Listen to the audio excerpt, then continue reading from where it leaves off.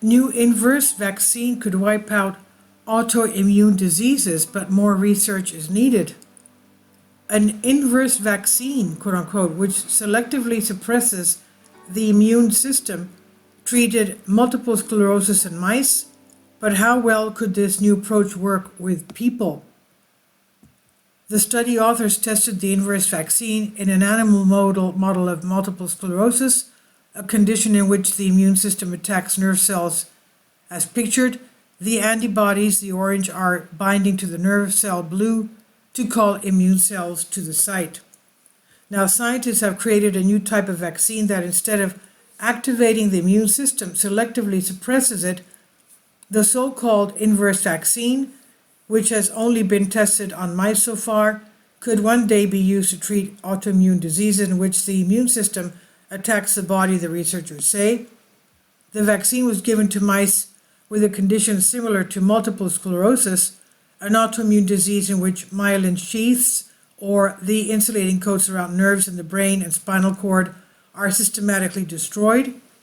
The treatment reversed symptoms of the disease and restored the function of the nerve cells. The findings were described in a study published September 7 in the journal Nature Biomedical Engineering. So if this could work in people, obviously this is fantastic news. The vaccine essentially works by getting the immune system to recognize nerves as safe rather than as foreign invaders that should be attacked. The method has not been tested in humans, but experts told Life Science that the results are exciting. The idea of inducing tolerance in autoimmunity has been around for a while. Nick Jones, an associate professor of biomedical science at Swansea University in Wales, who was not involved in the research, told Life Science in an email, but although the concept is not new, this study is exciting because it showed this approach worked to alleviate, at least temporarily, autoimmune diseases, he added. Normally, immune cells, called T cells, protect the body from invaders like viruses and diseased cells, such as those in cancerous tumors. They identify which cells to attack by binding to specific agents or molecules that typically appear on the outside of a virus or cell. However, in autoimmune disease, T cells mistakenly target healthy cells in the body by going after autoantigens, molecules found only on those normal cells. How do you get the body to stop attacking itself? You teach it to leave those autoantigens alone, and the body has a way of teaching this tolerance.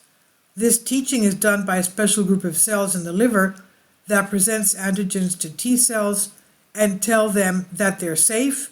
The liver has these special cells because while filtering blood, it must differentiate between dangerous foreign agents, antigens from bacteria, and safe ones from cells from one's self and food.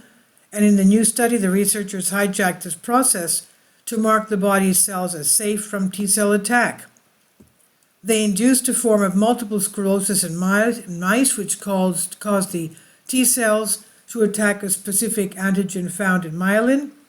To stop the attack, they then tagged this antigen with a special sugar, and those sugar-tagged antigens got ferried to the liver, where the tolerance-teaching cells picked them up.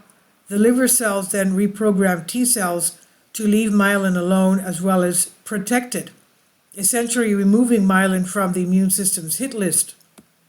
Inverse vaccines like these are exciting for a number of reasons, experts said. Firstly, the vaccines would suppress one cell type in the immune system, unlike many standard therapies that exert their efforts more broadly. Most immune therapies for autoimmune diseases act in a general way and don't just target the disease-inducing T cells. Lucy Walker, professor of immune regulation at University College London, who is not involved in the research, said, "Ideally, we would want suppression to act in an antigen-specific way, so only the pathogenic T cells are targeted and others are left free to function. This means you could avoid side effects such as increased risk of infection associated with using standard immune-suppressing therapies such as methotrexate.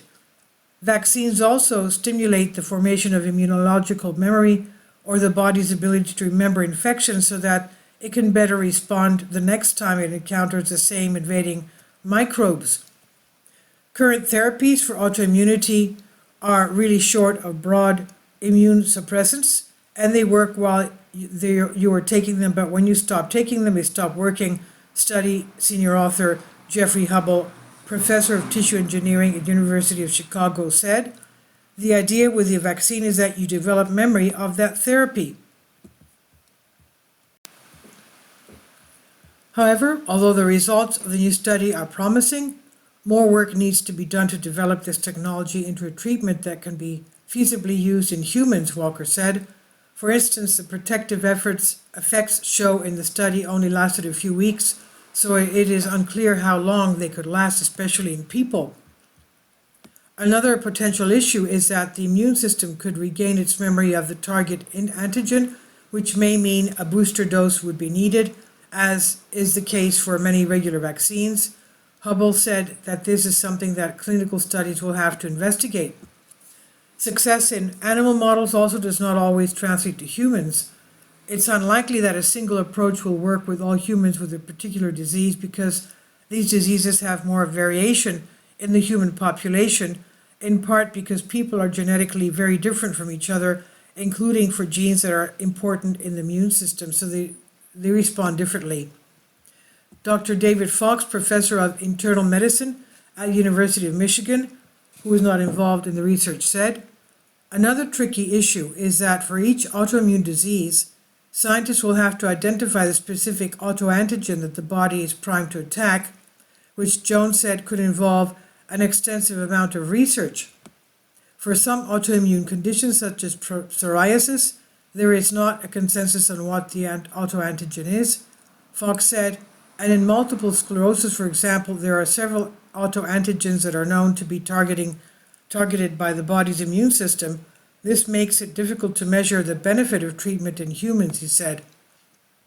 Nonetheless, this approach of using sugar-modified antigens to dampen an autoimmune response has already been shown to be both safe and effective in early clinical trials for celiac disease, an autoimmune condition that injures the small intestines when those affected eat gluten. A second trial is also currently assessing the safety of the approach for patients with multiple sclerosis. "It's a really exciting area of research," Walker said, although it's lagging behind other types of immunotherapy such as teplizumab, which is recently approved by U.S. Food and Drug Administration to delay the onset of type 1 diabetes. "Regardless, I do think it's a promising area for the future," Walker said. This is by Emily Cook on Live Science, contributions from Nicoletta Lancine, just published a few hours ago. This is exciting if it does work. Hopefully it will. Please leave your comments and thank you for your support. Please support my Patreon account. The daily posts are 5 videos daily, and they are totally different from what I have on my YouTube channel.